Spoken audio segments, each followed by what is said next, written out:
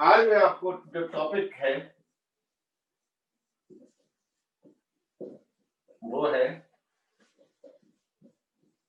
Inertial frame और non inertial frame.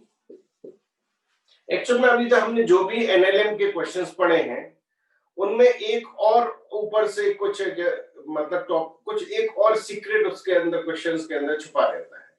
Actual में वो जो क्वेश्चन है वो दो प्रकार के क्वेश्चन में कैटेगराइज्ड होता है, या तो वो इनर्शियल फ्रेम का होगा या non inertial frame. Inertial frame को हम लिखेंगे जड़त्वीय फ्रेम, हिंदी में इसको निर्देश भी कहते हैं। नॉन इनर्शियल को लिखेंगे अजड़त्वीय फ्रेम, जड़त्वीय फ्रेम और अर्धजड़त्वीय फ्रेम। अब क्वेश्चन में कैसे पता चले कि ये जड़त्वीय फ्रेम का क्वेश्चन है कि अर्धजड़त्वीय फ्रेम का क्वेश्चन है? तो इसका ये है कि अभी तक हमने जितने भी क्वेश्चन किए हैं वो सारे के सारे जड़त्वीय फ्रेम थे। इनर्शियल, इनर्शिया, इनर्शिया क्या होता है? इनर्शिया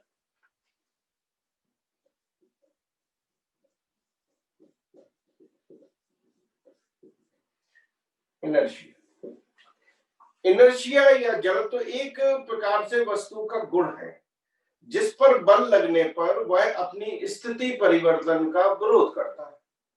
मतलब एक है ना, जैसे आप खड़े हो, आपको कोई धक्का दे तो आप अपोज करोगे ना गिरने का।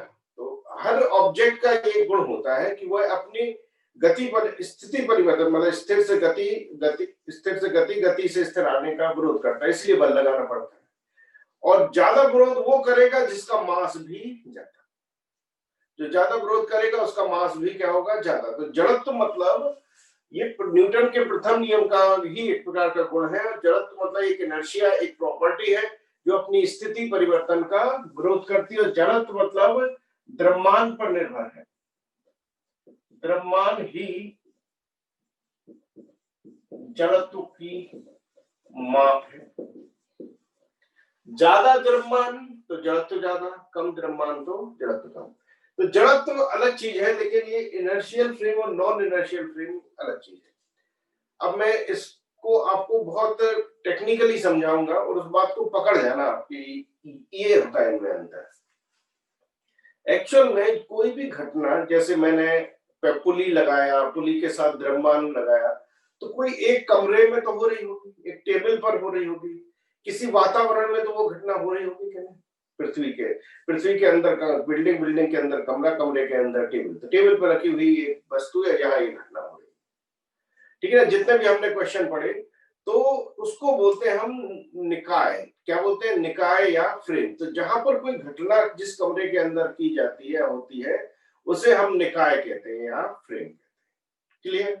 अब वो जड़त्वीय है कि अजड़त्वीय है, इनर्शियल है कि नॉन इनर्शियल है, ये बड़ा आसानी से सेट करते हैं कि यदि वो कमरा या निकाय स्थिर है या वो गति करे लेकिन नियत वेग से।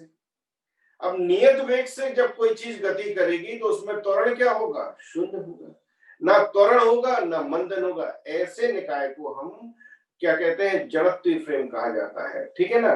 तो जब क्वेश्चंस रहते हैं वो जनरली जड़त्वीय फ्रेम में रहते हैं, क्योंकि या तो वो कमरा स्थिर है जहां घटना हो रही है, या वो गति कर रहा है तो नियत वेग से गति करेगा, त्वरण नहीं होगा तो भी उसको जड़त्वीय फ्रेम कहा जाता है। और अजड़त्वीय फ्रेम उस निकाय को कहते हैं जो जब कमरा या तो त्वरित हो या मंद, मतलब या तो उसका वेग बढ़े अचानक या उसका वेग घटे, या तो उसमें त्वरण आए, एक्सेलरेशन आए, या उसमें रिटार्डेशन। ये दोनों में बस मेन डिफरेंस है और इसी को जड़त्वीय अजड़त्वीय फ्रेम को पहचानने का तरीका है। अब मैं आपको कुछ एग्जांपल से समझाऊं। तो जैसे आप एक बस में बैठे, ठीक है, अपने आप को एज्यूम करो एक बस की सीट पर आप बैठे, अचानक ड्राइवर ने एक्सीलेटर दबाया, ठीक है ना? बस तेजी से अपनी वेग को शून्य से आगे बढ़ाएगी। एक्सीलरेटर मतलब इंजन ने पावर जनरेट किया, और इंजन ने बस पर बल लगाया। उस बल के कारण बस त्वरित हुई। त्वरित होने का मतलब उसका वेग शून्य से कुछ वैल्यू तक बढ़ने लगा। तो जैसे बस स्पीड पकड़ती है, आपके साथ क्या, आप देखते हो कि आपको जर्क लगता है पीछे की, झटका लगता है पीछे की, और आपको पकड़ना पड़ता है हैंडल, ताकि पीछे एकदम से तेजी से ना जाए। बैलेंस बनाने के लिए आपको हैंडल पकड़ना पड़ता है। अगर बस बहुत तेजी से एक्सेलरेट होती, कोई भी बस हो, कार हो, अगर आप बैठे हो, तो ये जो अवस्था है जब आप ये बल अनुभव कर रहे हैं पीछे की ओर, इसे बोलते हैं नॉन इनर्शियल। इस समय आप जो है, आपकी जो अवस्था है, आप वस्तु हो, आप खुद को देखें वस्तु है, तो आप नॉन इनर्शियल फ्रेम में कहलोगे। तो इस प्रकार से जब फ्रेम या निर्देश या जो भी निकाय है वो त्वरित हो, तो उस सबके अंदर स्थित वस्तु नॉन इनर्शियल फ्रेम में हो जाती है।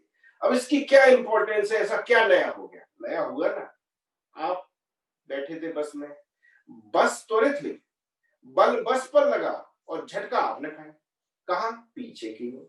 आपको किसी ने टच किया क्या? आपने ऊपर किसी ने फोर्स लगाया क्या? आपको किसी ने पीछे धक्का दिया क्या? नहीं। आप तो आराम से बैठे थे, बगैर टच किए, बगैर किसी के धक्का दिए, आप ऑटोमेटिक पीछे की ओर जर्क खाते, बस आगे गई, आपको झटका लगा पीछे। तो ये होता है नॉन इनर्शियल फ्रेम के दौरान, कि अगर वो निकाय या कमरा अचानक त्वरित हो जाए, तो जो वस्तु रहती है उस पर विपरीत दिशा में, गति की विपरीत दिशा में अगर त्वरित हुई है, तो उसके विपरीत दिशा में एक बल काम करता है। इस बल को स्यूडो फोर्स कहते हैं। स्यूडो फोर्स हिंदी में छदम बल कहते हैं। क्या बोलते हैं हम इसको? स्यूडो फोर्स या छदम बल। हाँ, पी स्पेलिंग क्या होती? PSEUDO, pseudo, FORC, force. Pseudo force है ना, एफ से चालू नहीं होता स्यूडो, है ना, सभी जानते हो कि पी से चालू होता है। तो ऐसा बल, एक झूठा बल काम करता है, और इसको हमें अपने दिमाग में फ्रेम करना कि यार ये हो जाएगा अगर नॉन इनर्शियल फ्रेम। तो क्लियर हुआ बात को? अगर निकाय नॉन इनर्शियल फ्रेम होती है, तो अचानक उसके कारण वस्तु पर बल लगता है और गति की विपरीत दिशा में लगता है, जिसे हम स्यूडो फोर्स कहते हैं। अब इसका मान कितना होता है ये समझना। जो इस स्यूडो फोर्स का जो मान होता है, ये वस्तु का द्रव्यमान m और a किसका होता है? a वस्तु का नहीं होता, a होता है निकाय का। क्योंकि त्वरित कौन हुआ? निकाय, अर्थात बस। बस तो जैसे बस त्वरित हुई, तो बस का त्वरण लेना है। बस के कौन सा गुण लेना है? त्वरण। और द्रव्यमान किसका लेना है? खुद का। तो खुद का द्रव्यमान इंटू बस या निकाय के त्वरण का गुणनफल, ये सदम फोर्स होता है, और इसे भी हमें कंसीडर करना पड़ता है, जो कि अभी तक हमने कहीं कंसीडर नहीं किया। क्यों नहीं किया? क्योंकि सारा का सारा निकाय अभी तक जड़त्वीय फ्रेम में था, अजड़त्वीय फ्रेम में अभी हम गए ही नहीं। तो अगर अजड़त्वीय फ्रेम आपको दिखे क्वेश्चन में, तो आपको एक स्यूडो फोर्स की कल्पना करनी है। स्यूडो फोर्स का मान होता है एम ए, मास खुद का, और त्वरण या मंदन जो है वो इसका निकाय का। अच्छा, अब बस चल दी, आपने पीछे झटका खाया, थोड़ी देर बाद बस का क्या हो जाता है? स्पीड कांस्टेंट, मतलब बस नियत वेग से चलने लगती है, अपना वो स्पीड बढ़ती है ना घटती है ना, सब फोर्स बैलेंस कर देते हैं। परिणामी बल पता है, जब बस नियत वेग से चलती है, तो बस पर लगने वाला कुल बल शून्य हो जाता है। क्यों? क्योंकि जितना बल आगे लगता है, घर्षण बल उतना पीछे लगता है, दोनों बल एक दूसरे को कैंसिल करते हैं, और फिर जो नेट फोर्स है बस पर वो जीरो हो जाता है, और जो स्पीड आ जाती है वो उसी स्पीड से चलती रहती है बस। तो अब ये बस कौन से फ्रेम में है? तो अब ये जो बस है ये जड़त्वीय फ्रेम में आ जाती है। ठीक है ना? तो इसका मतलब जड़त्वीय फ्रेम बड़ा सिंपल है, बस निकाय स्थिर है या निकाय गति करे, लेकिन नियत वेग से गति करे, कोई भी त्वरण या मंदन ना हो, तो इसे जड़त्वीय फ्रेम कहते हैं। बड़ा आसान, इसमें हमें कोई भी एक्स्ट्रा बल की कल्पना नहीं करना। लेकिन अब निकाय ही अगर त्वरित हो जाए, त्वरित का मतलब, अच्छा चलना इंपॉर्टेंट नहीं है, अब चलने का मतलब स्थिर वेग से चले तब वो तो वो जड़त्वीय है। जब वो त्वरित या मंदित हो, तभी वो अजड़त्वीय फ्रेम में कंसिडर की जाती है। ओके, तो बस चली थी, अब अचानक उसने बस रोक दी स्टॉप आने का। तो जैसे ही बस में ब्रेक लगाएगा, क्या होगा? आपको एक जर्क लगेगा और आप आगे गिरोगे, झटका खाओगे, आगे गिरोगे, आए नहीं?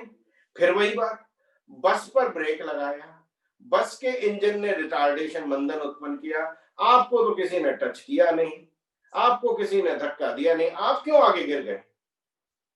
समझ गए बात को? तो ये प्रकृति में एक फिर से यहां आपको स्यूडो फोर्स लगा। क्यों? क्योंकि ये बस जो थी फिर से अजड़पती फ्रेम में आ गई थी। अजड़पती फ्रेम का मतलब वो मंदन आया था उस बस के अंदर, जिससे आप पर स्यूडो फोर्स लगा। अब आपने को पता है स्पीड को कम किया जा रहा है, भले गति आगे लेकिन मंदन। जब रिटार्डेशन होता है तो गति की दिशा में ही लगने वाला है अब बल, क्योंकि रिटार्डेशन के केस में क्या होगा, आपको गति की दिशा में ही बल लगेगा। ठीक है ना? तो गति की दिशा में बल कब लगता है? जब मंदन होता है। और गति की विपरीत दिशा में कब लगता है? जब अचानक त्वरण। और जब भी तुम्हें ये कॉन्सेप्ट याद करना हो तो बस सबसे अच्छा है अपने आप को अंदर एज्यूम करो कि आप बस में हो, है ना, या आप कार में हो या ट्रेन में हो, कहीं भी हो, अचानक वो चले, फिर नियत वेग से चले, फिर ब्रेक लगे। तो जो आपके साथ होगा वो तीनों कंडीशन को प्रदर्शित करता है। ठीक है? अच्छा, मेरे ख्याल से मैंने थ्योरेटिकली आपको समझाने में ये कॉन्सेप्ट सफल हुआ होगा कि जड़त्वीय और अजड़त्वीय फ्रेम क्या होते हैं, इनमें क्या अंतर होता है। जैसे ही अगर आप पहचान जाओ कि इस क्वेश्चन में अजड़त्वीय फ्रेम का कॉन्सेप्ट छुपा दिया गया है, वो आप पहचान जाओगे कि निकाय त्वरित हुआ, मंदित हुआ, लिफ्ट। लिफ्ट क्या, कौन सा केस कहलाएगा? लिफ्ट कौन से फ्रेम में आएगा? जड़त्वीय और अजड़त्वीय लिफ्ट तीनों फ्रेम में आएगी। जब लिफ्ट त्वरित होती है, अचानक उसकी स्पीड बढ़ती जाती है, या लिफ्ट मंदित होती है, अचानक उसकी स्पीड कम करती जाए, तो ये अजड़त्वीय फ्रेम में होगी। और अगर लिफ्ट नियत वेग से चलती रहे या स्थिर हो, नियत वेग से चलने का मतलब समझे, चल तो रही लेकिन स्पीड ना बढ़े ना घटे, तब वो जड़त्वीय फ्रेम में कंसीडर करोगे। इस तरीके से आपको पहचानना पड़ेगा कि ये फ्रेम कैसा है, और एक नया बल आपको कॉन्सेप्ट में लाना पड़ेगा, F बराबर ma।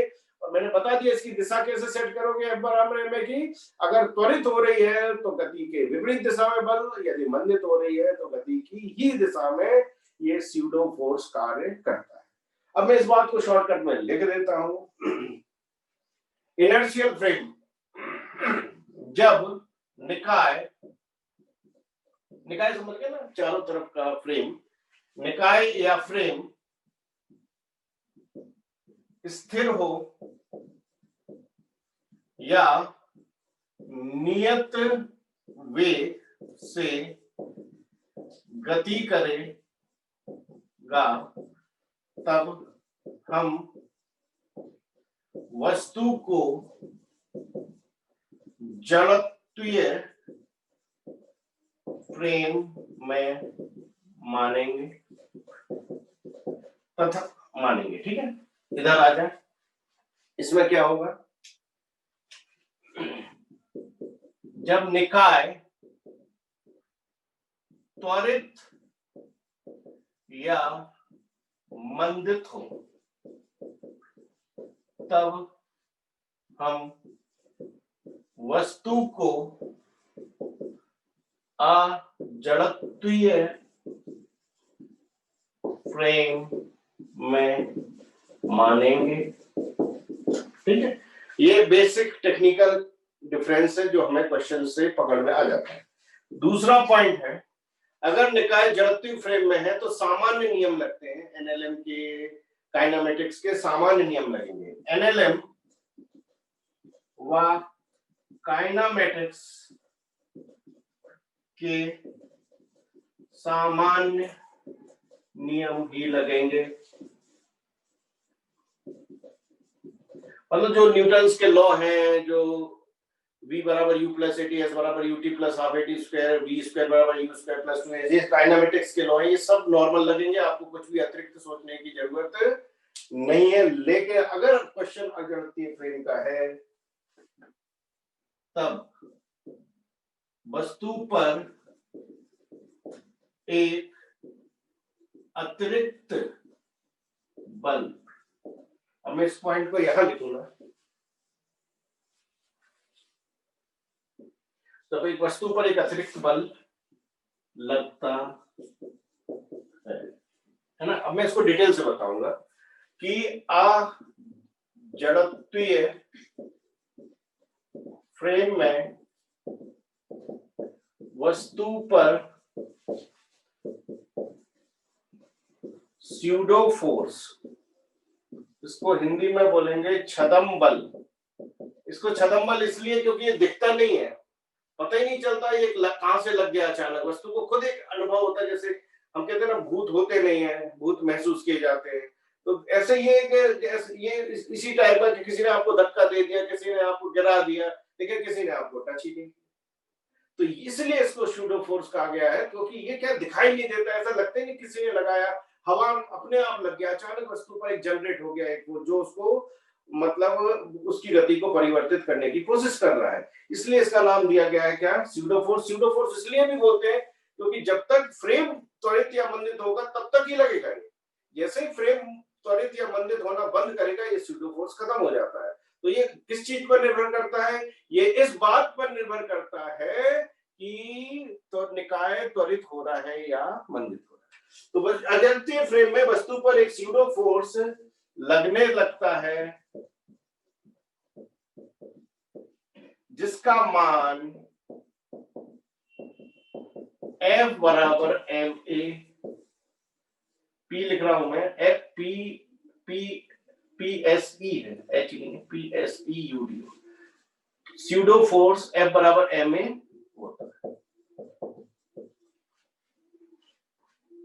ठीक है ना, कितना होता है इसके पर मान, F बराबर ma। M याद रखना, जहां M वस्तु का द्रव्यमान लेते हैं, किंतु A जो है वो निकाय, निकाय समझ गए, बस निकाय का त्वरण या मंदन होता है।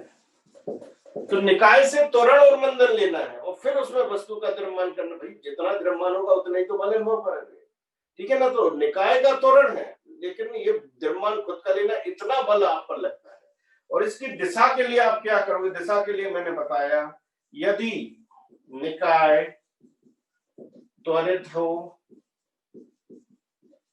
तो गति के विपरीत दिशा में बल लगेगा,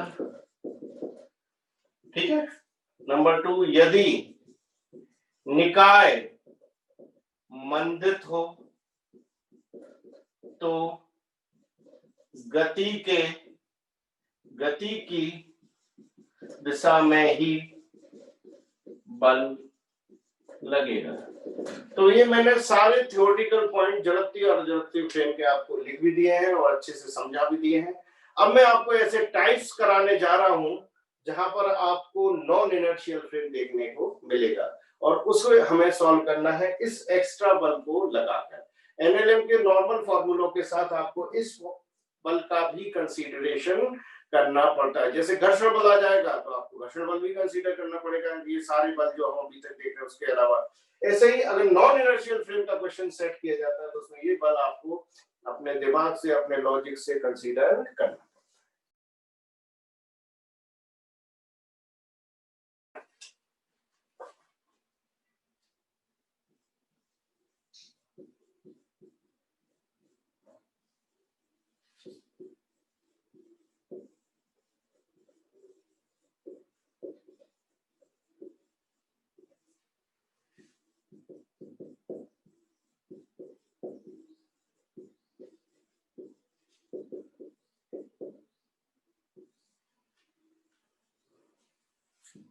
ठीक है ना, आज हमारे सारे क्वेश्चन सिर्फ इसी पर बेस्ड होंगे।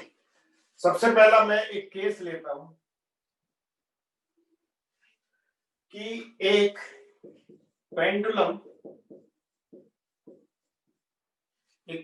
का द्रव्यमान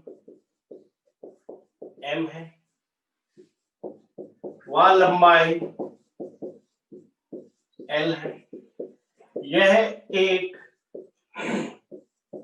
कार की छत से लटका दिया जाता है, ठीक है। एक कार की छत से लटका दिया गया एक पेंडुलम को। अचानक कार a त्वरण से गति करने लगती है, तब ज्ञात करें नंबर 1। तब आपको ज्ञात करना है नंबर 1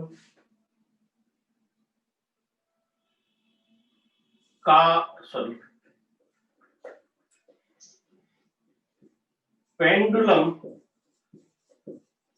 में उत्पन्न कुल त्वरण नंबर 2, साम्यावस्था में पेंडुलम द्वारा ऊर्ध्वाधर से बनाया गया कोण, साम्यावस्था में ऊर्ध्वाधर से बनाया गया कोण, ठीक है। अच्छा, ये तो रहता है, इसमें एक एसएचएम का क्वेश्चन ऐड हो जाता है। एसएचएम अभी पढ़ेंगे हम आगे, फिर भी मैं यहाँ बता ही देता हूँ उसको। एसएचएम में पढ़ेंगे और कहेंगे पेंडुलम का आवर्तकाल, ठीक है ना। ये एसएचएम का क्वेश्चन, ये एनएलएम का नहीं है, ये दोनों एनएलएम है, ये दोनों एनएलएम के क्वेश्चन है, लेकिन ये तीसरा एसएचएम का है, फिर भी हम उसको यहीं कर लेंगे। चलिए हम इस क्वेश्चन को सॉल्व करेंगे। सबसे पहले एक कार बना लेते हैं।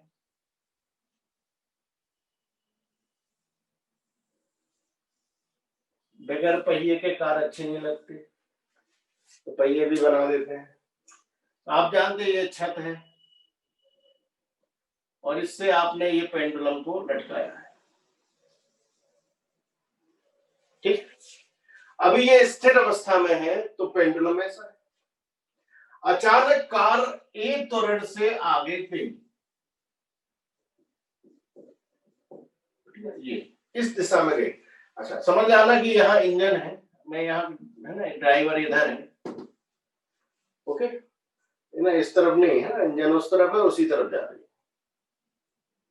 तो कार एक त्वरण से आगे की ओर गई, तो क्या होगा? तो ये होगा, मैं आपको एक ऑब्जेक्ट से दिखाता हूं। ये है पेंडुलम, ठीक है ना। अभी कार में ऐसा है, देखना, जैसे मैं कार को आगे बढ़ाऊंगा, आपने देखा एक क्षण के लिए क्या हुआ, देखना।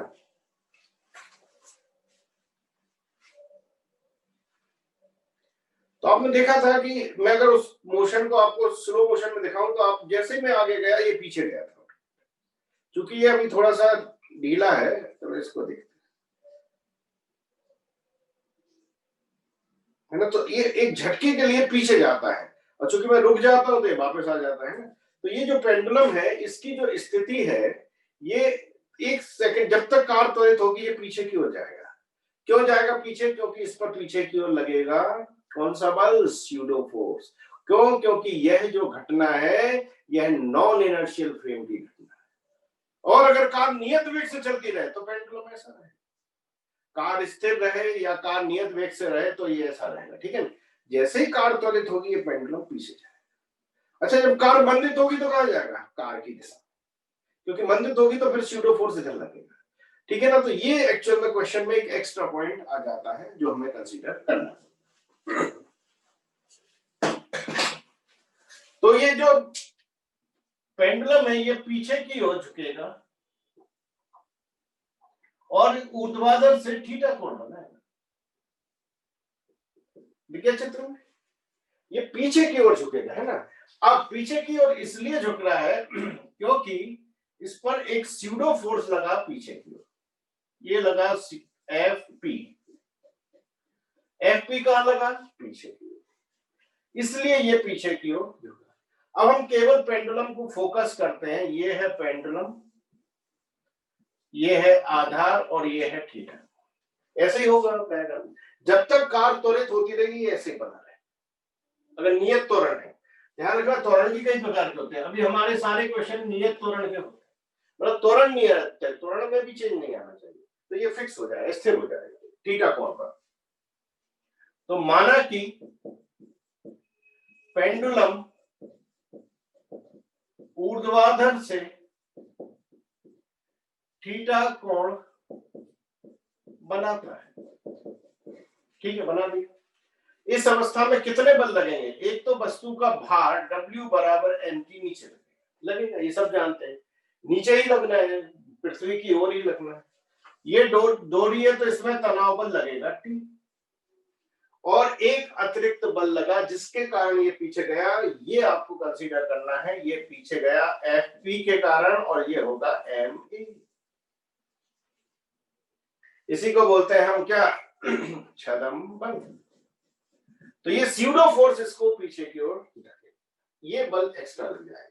अब आपको 3 बलों को बैलेंस करना है। जब आप 3 बलों को बैलेंस करेंगे तो ये थीटा होगा, तो ये भी थीटा होगा। भाई ये थीटा तो ये थीटा, तो ये टी का ये कंपोनेंट कॉस थीटा इधर जाएगा, टी का कंपोनेंट साइन थीटा इधर जाएगा। तो हमने टी के 2 कंपोनेंट कर लेना है। और ये कौन सा केस हो गया? ये हो गया non inertial frame. Non inertial frame में पेंडुलम स्थित होगा।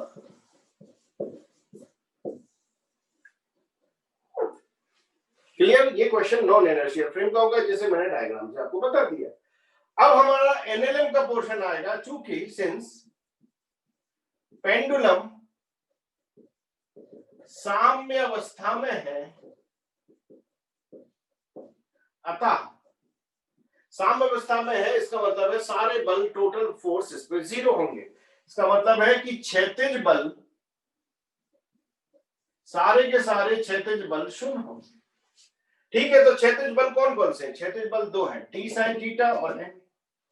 ये दोनों एक दूसरे के विपरीत हैं और बराबर होंगे, तभी ये यहां जाके रुका होगा। तो हम क्षैतिज बल को 0 करेंगे तो हम लिखेंगे m इंटू ए, समझ गए ना? एम ए क्या है? बराबर टी साइन थीटा के रहा होगा। ये होगा पहला समीकरण।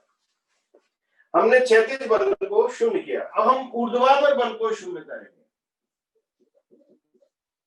तो ऊर्ध्वाधर बल कौन है? ऊर्ध्वाधर मतलब एक तो भार तो नीचे ही लग रहा है, और टी के ही 2 कंपोनेंट किए, तो टी का जो कंपोनेंट है ऊपर की ओर विपरीत दिशा में, जो जी को कैंसिल करेगा टी cos थीटा, तो ये बराबर और विपरीत है और एक दूसरे को कैंसिल कर रहे होंगे। तो हम लिखेंगे फिर mg बराबर टी cos थीटा। तो आपने देखा कि यहां पर हमने F बराबर m एक नया बल कंसीडर किया और फिर उसके साथ हमने बलों को संतुलित किया।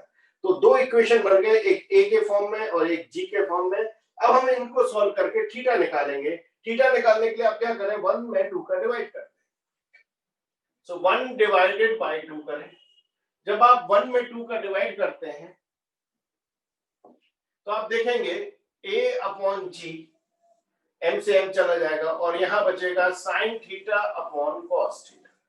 ठीक है, बाकी के t से t भी कैंसिल, और साइन अपॉन कॉस को आप लिख सकते हो टेन थीटा। टेन थीटा बराबर a अपॉन जी, तो थीटा बराबर टेन इनवर्स a अपॉन जी। इतने कोण से होगा। तो अभी हम कुल त्वरण भी देख लेंगे, साम्यावस्था द्वारा पेंडुलम से बनाया गया कोण भी देख लेंगे। ठीक है ना? तो आपने देखा कि दूसरा आंसर आ गया हमारा, आंसर 2। अब आंसर 1 भी निकाल देते हैं आप। कुल त्वरण, तो अब कुल त्वरण के लिए देखें, एक त्वरण है A, है ना, एक त्वरण है G, तो ये होगा A नेट, और A नेट वेक्टर क्वांटिटी है, एंगल थीटा 90 डिग्री है ना, जो भी इन दोनों के बीच है। भाई एक MA यहां और mg यहां, m से m आप हटा दो, तो A त्वरण पीछे की ओर है पेंडुलम में, G नीचे की ओर है, 90 डिग्री पर है। तो परिणामी त्वरण क्या होगा? अंडर रूट ऑफ, डायरेक्ट लिख सकते हो आप, a स्क्वायर प्लस g। तो परिणामी त्वरण a और g के ठीक बीच में, या बीच में तो नहीं जाएगा, जो ज्यादा होगा, a ज्यादा होगा या g ज्यादा होगा उसकी तरफ जाएगा, और परिणामी त्वरण का मान होगा under root a square plus g square. अब लास्ट है कि पेंडुलम का आवर्तकाल क्या होगा? तो नॉर्मल पेंडुलम का आवर्तकाल होता है t बराबर 2 pi under root l by जी। ये स्थिर पेंडुलम है, ये सबको पता होता है कि स्थिर पेंडुलम का आवर्तकाल होता है t बराबर 2 pi under root l by जी। अब यहां क्या हुआ? जब स्थिर था तो g आया, लेकिन जब वो गति कर रहा है इस अवस्था में, तो g की जगह आपको a नेट रखना पड़ेगा। इसलिए मैं यहीं इसका आंसर 3 भी लिखूंगा, आवर्तकाल। तो डायरेक्ट लिख रहा हूं, आवर्तकाल होगा t डैश इस अवस्था में 2 pi under root l upon a net लिखना है, और a नेट होगा रूट के अंदर root a square plus g। ध्यान रखना, ये एसएचएम का प्रॉपर्टी यूज हुई, इसमें आवर्तकाल का सूत्र लग गया t बराबर 2 pi under root l upon g, लेकिन g नहीं रख सकते, इसमें आपको परिणामी त्वरण रखना पड़ेगा under root a square plus g square. तो रूट के ऊपर रूट लगा, ये आंसर होगा आवर्तकाल। अच्छा, आप बताओगे कि आवर्तकाल बढ़ा या घटा? तो यहाँ पहले जी था और अब अंडर रूट ए स्क्वायर प्लस जी स्क्वायर, मतलब ये वाली वैल्यू बढ़ी है। अगर ये वाली वैल्यू बढ़ी है तो टी डैश क्या होगा? कम होगा। तो हम लिख सकते हैं कि टी डैश का मान टी के कंपेयर में कम होगा। आवर्तकाल घट गया है, आवर्तकाल घट गया है। आवर्तकाल घटने का मतलब होता है पेंडुलम का फास्ट होना। तो पेंडुलम क्या है? और तेज गति से दोलन करने लगेगा। आवर्तकाल कम होना मतलब टाइम कम होना, मतलब टाइम कम होने का मतलब ये हो, टाइम पहले ये है पेंडुलम का आवर्त, अब अचानक टाइम कम हो गया तो टाइम कम होने का मतलब वो जल्दी जल्दी करेगा, तो ये फास्ट हो जाता है पेंडुलम। तो आवर्तकाल जरूर घटता है लेकिन पेंडुलम फास्ट होता है।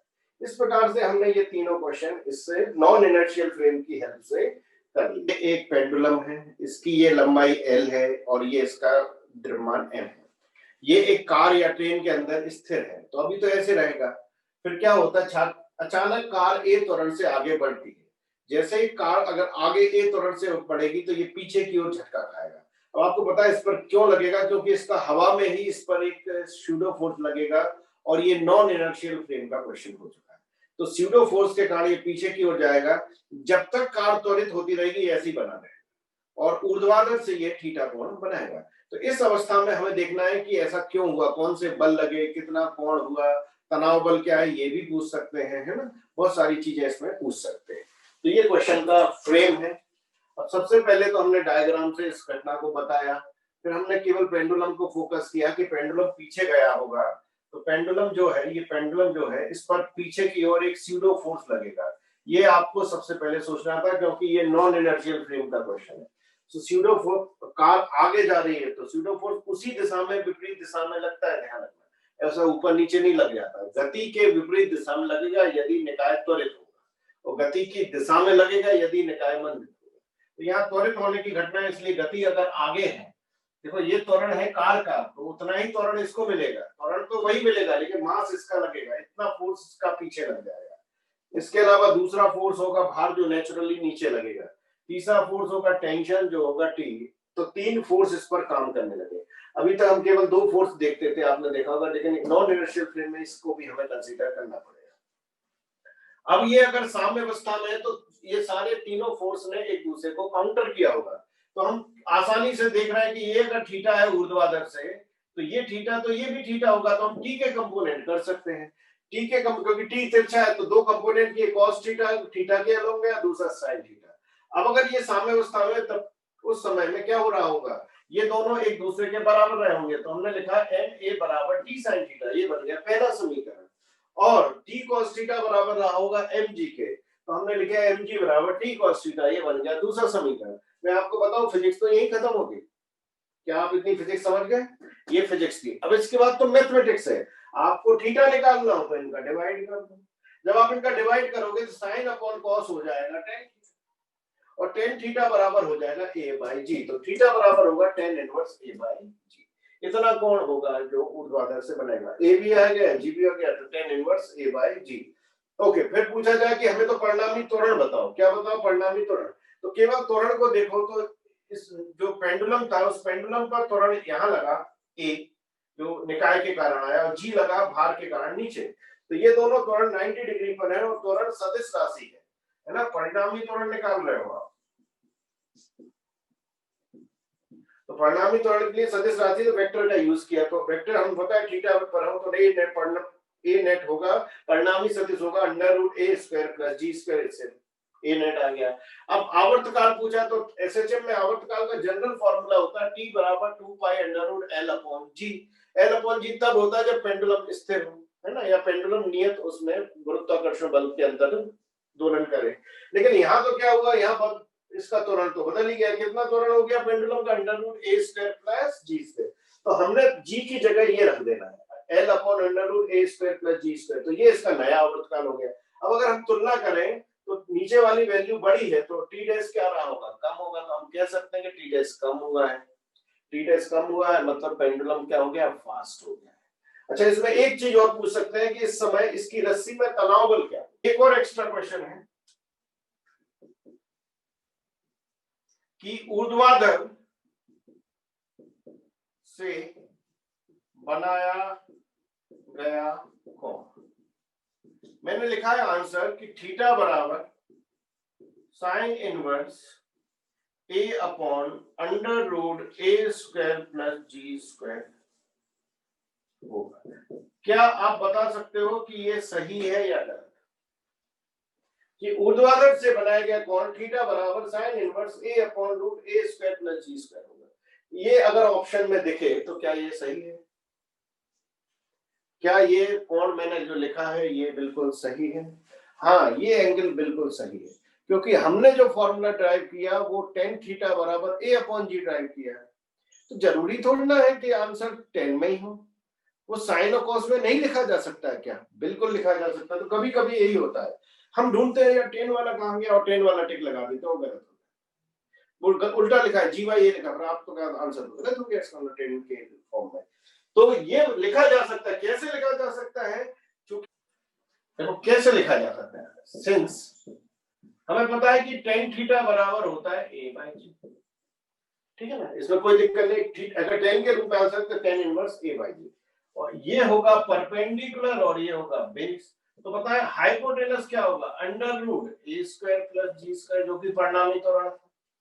तो अगर एक रेशियो दिया है तो आप दूसरा रेशियो लिख सकते हो। तो साइन थीटा क्या होता है? Perpendicular upon hypotenuse.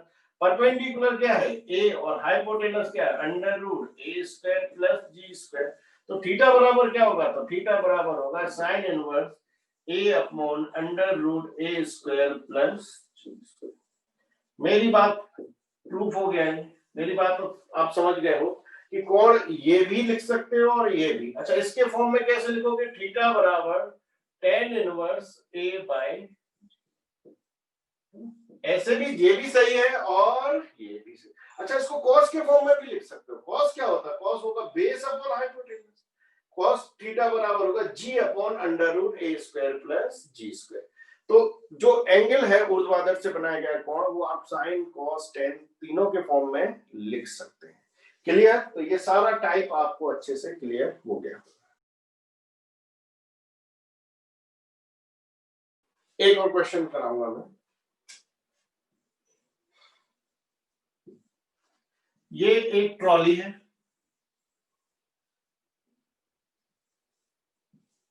ठीक। इस पर हम एक द्रव्यमान रखते हैं, एक घिरनी लगाते हैं और एक द्रव्यमान लटका देते हैं। फिर इसको एक रस्सी से जोड़ते हैं। ओके, ये है अपना,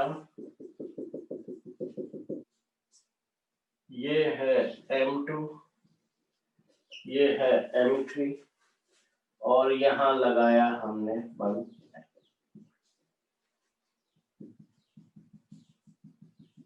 ये सड़क है। तो इस प्रकार का हमने ये एक निकाय बनाया। क्वेश्चन ये है,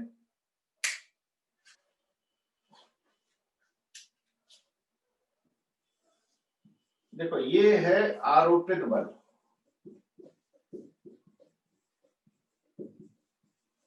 जब हम बल को आरोपित करेंगे तो, अच्छा इसको अपन एक काम करते हैं। अच्छा, द्रव्यमान बदल सकते हैं ना, जरूरी नहीं मैं क्वेश्चन में कहीं ये हमने M1 माना, ये M2 माना, M3, तो इसको M1 M2 M3 कुछ भी मान सकते हैं ना। तो मैं सोचा तो क्वेश्चन को लिखेंगे कि दो पिंड M1 तथा M2 एक ट्रॉली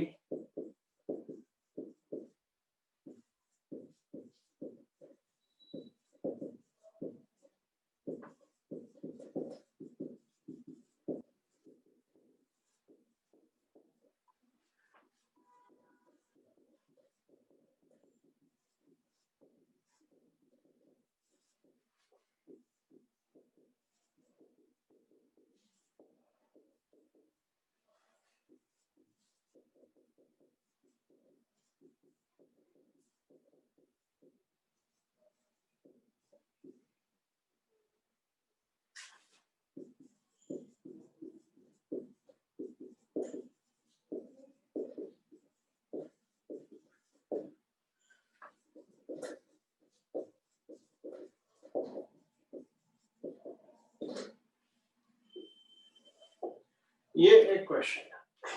क्वेश्चन ये है कि इस निकाय में 3 द्रव्यमान है और इस ट्रॉली पर F बल लगाकर चलाना है, ठीक है ना।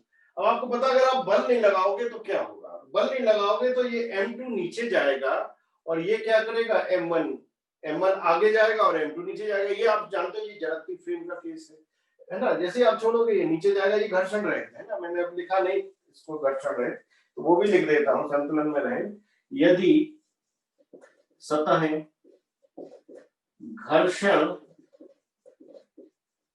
रहित, घर्षण को कंसीडर नहीं करना है। तो आपको पता है M2 नीचे जाएगा, M1 आगे जाएगा, ये जड़त्वीय फ्रेम में हो गया। अब अगर हम इसको गति करा दें, जैसे बस गति कराते हैं, हम इस पर बल लगाकर इसको गति करा दें तो ये नॉन इनर्शियल फ्रेम का क्वेश्चन हो जाएगा। और हम चाहते हैं कि पूरा निकाय संतुलन में रहे। निकाय F बल का मान जिससे संपूर्ण निकाय ना कह के जिससे हम कहें कि जिससे द्रव्यमान M1, ये जानना अच्छा है, पूरा निकाय नहीं क्योंकि ये निकाय तो गति करने लगेगा, जिससे द्रव्यमान M1 संतुलन में रहे। मतलब द्रव्यमान M1 की गति ना हो, ऐसे बल का मान हमें निकालना है जिससे इसको गति कराते हैं और M1 द्रव्यमान अपनी जगह से ना हिले, ना M1 हिले ना M2 हिले।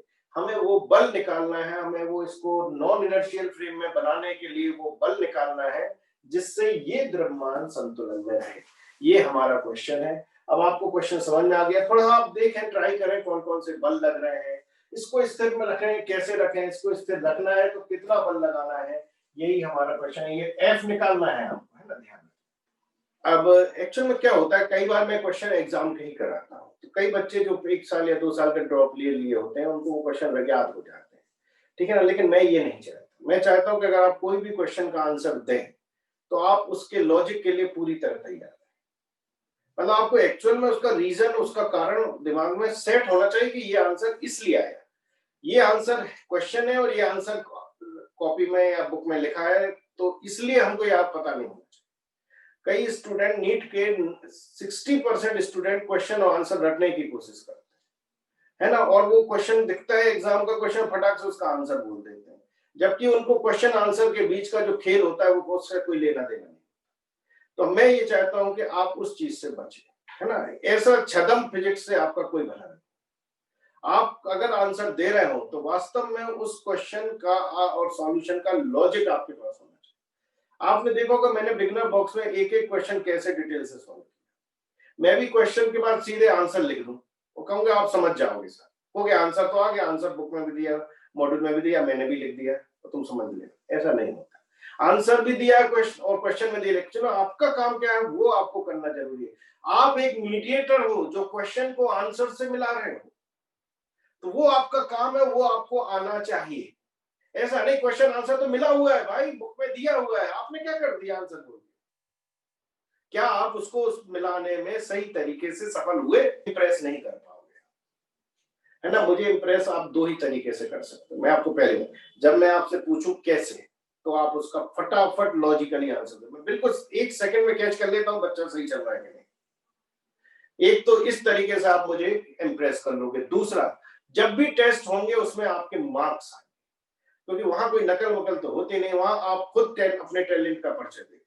ये 2 तरीके हैं जहां मैं आपसे इंप्रेस होऊंगा और किसी तरीके से मैं इंप्रेस नहीं हूं। ओके, तो ये एक मेरा लेसन है, उम्मीद है सबको समझ में आया होगा। आंसर जरूर दो लेकिन बगैर लॉजिक के मत दो, भले वो छोटा क्वेश्चन हो या बड़ा क्वेश्चन। चलिए अब मैं इसको बताता हूँ, इसलिए ये क्वेश्चन बिल्कुल आसान नहीं है ना। ये क्वेश्चन एग्जामिनेशन का क्वेश्चन है एक्चुअली, है ना। ये अच्छा खासा आपको लॉजिक लगेगा इसमें। जब सॉल्व करते हैं हम,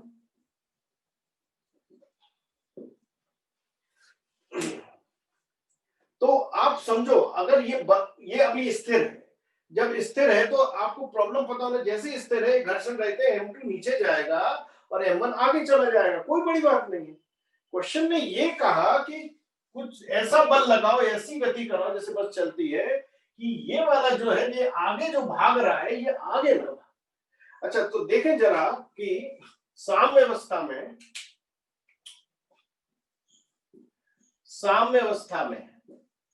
किसकी साम्य अवस्था में? M1 की। M1 की साम्य अवस्था में क्या होगा? M1 की साम्य अवस्था कैसे आएगी भाई? ऐसे आएगी, मैं डायग्राम में देखूं, ये M1 है, ठीक है। M1 पर T टेंशन इधर लग रहा है, M1 में T टेंशन यहाँ लग रहा है, तो ये तो आगे चला जाएगा कि नहीं, है ना, ये आगे जाएगा A त्वरण से, कितने त्वरण से, ये T के कारण A त्वरण से आगे खींचेगा।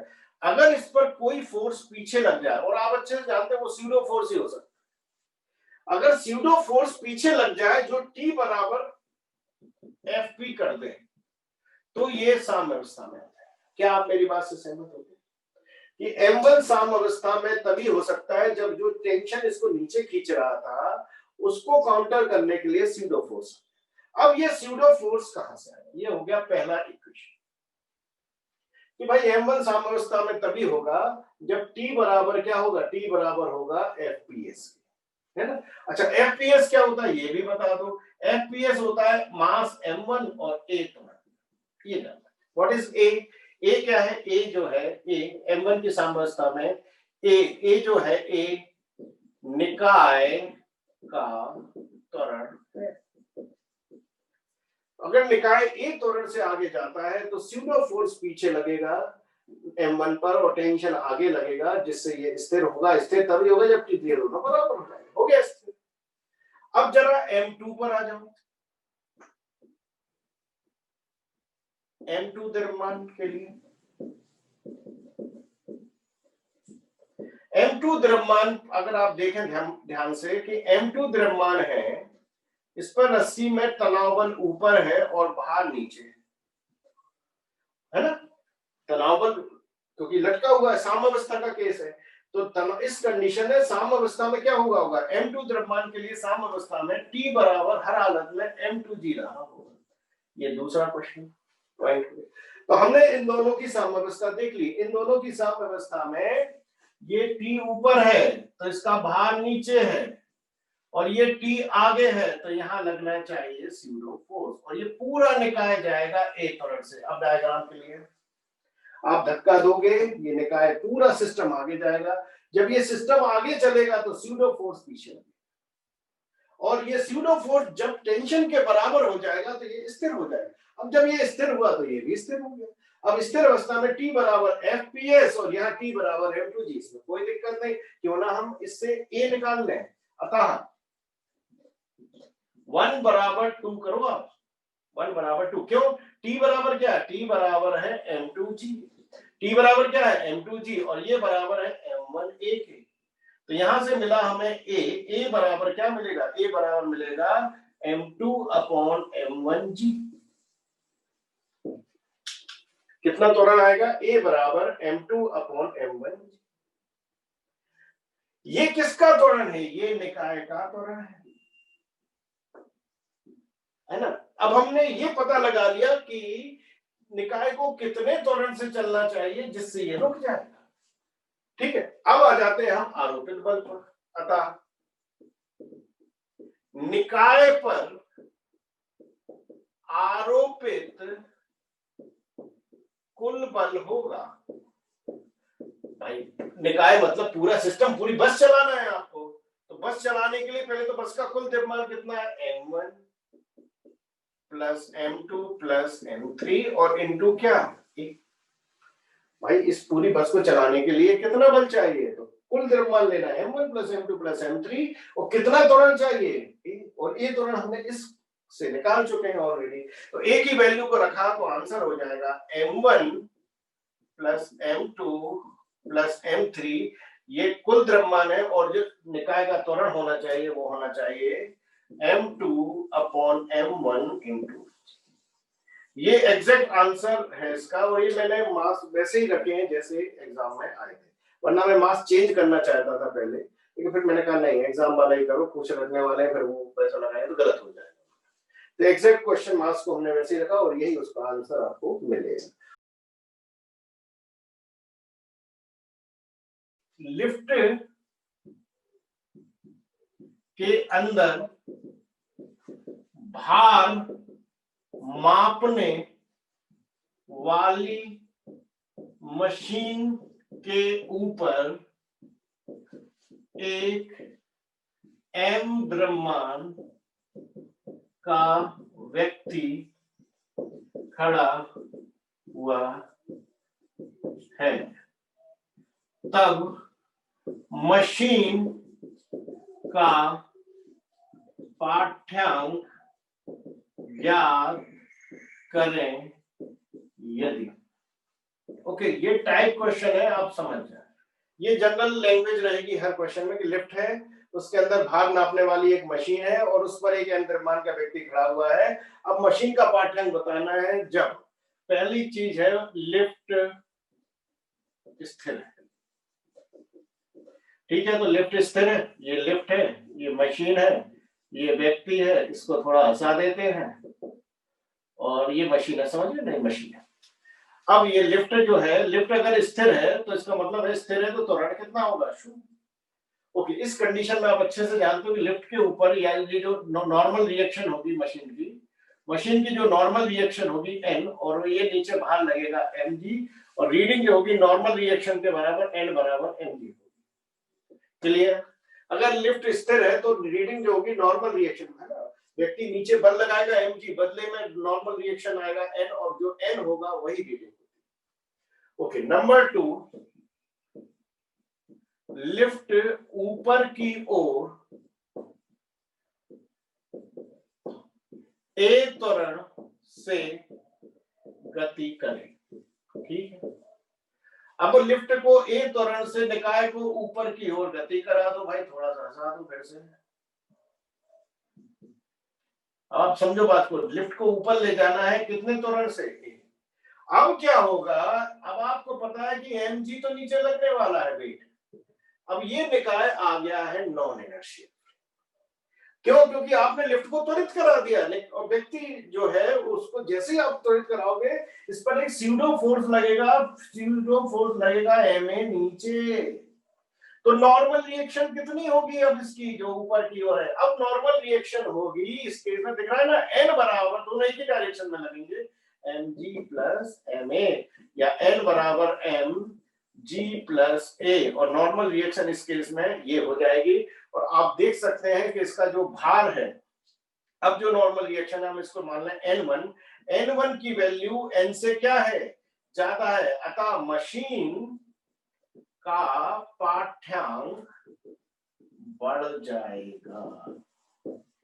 ये न्यूमेरिकल करने के लिए क्वेश्चन है, ध्यान रखना। अगर लिफ्ट अचानक एक त्वरण से ऊपर जाने लगे तो mg के साथ एक और बल नीचे की ओर लगेगा ma, स्यूडो फोर्स होगा जिस वजह से मशीन और दबेगी, और नॉर्मल रिएक्शन जो होगा मशीन पर होगा mg प्लस ma, इसलिए mg से अब ज्यादा ma और जुड़ गया बल, इसका मतलब उसका भार क्या हो जाएगा? बढ़ जाएगा, मशीन का पाठ्यांक पहले mg से ज्यादा हो जाएगा। तीसरी स्थिति आएगी, लिफ्ट नीचे की ओर a त्वरण से गति करे। अब अगर लिफ्ट नीचे की ओर a त्वरण से गति करे तो फिर से चित्र बना देते हैं। ये व्यक्ति है हंसता हुआ, ओके, और ये लिफ्ट है ना। अब आपको पता है mg तो नीचे ही लग रहा है, लेकिन ये नीचे की ओर a त्वरण से जा रही है तो स्यूडो फोर्स कहां लगेगा? ऑब्वियसली स्यूडो फोर्स ऊपर लग जाएगा भाई, त्वरित नीचे और लिफ्ट नीचे भी तो a त्वरण से जाती है, तो स्यूडो फोर्स फिर ऊपर लगेगा। तो हम स्यूडो फोर्स को सेट कर देंगे ऊपर की ओर, ये हो गया ऊपर की ओर, mg हो गया नीचे की ओर, और नॉर्मल रिएक्शन ऊपर की ओर। अब आप इसको लिख के दिखाएं तो आप लिखोगे ma प्लस n, 2 लिख लेते हैं या n2, और इस केस में हमने n1 लिया है, तो ma प्लस n2 क्योंकि एक ही दिशा में है बराबर mg के, मतलब n2 बराबर होगा mg माइनस ma, मतलब n2 होगा mg माइनस a। ये हो गया न्यूमेरिकल के लिए फॉर्मूला ऐसे केसेस में। अब आप बताएं कि n2 क्या हुआ? कम हो गया mg, तुलना करो, तो n2 की वैल्यू mg माइनस ma हुई, तो n2 कम हो गया, अर्थात मशीन का पाठ्यांक घट जाएगा। इस केस में ये स्थिति बनेगी। ओके, अब फोर्थ जो स्थिति होती है जब मशीन नियत वेग से आगे चलती है ना, उसके लिए जगह नहीं है, नियत वेग से चलेगी और मशीन की रस्सी टूट जाएगी।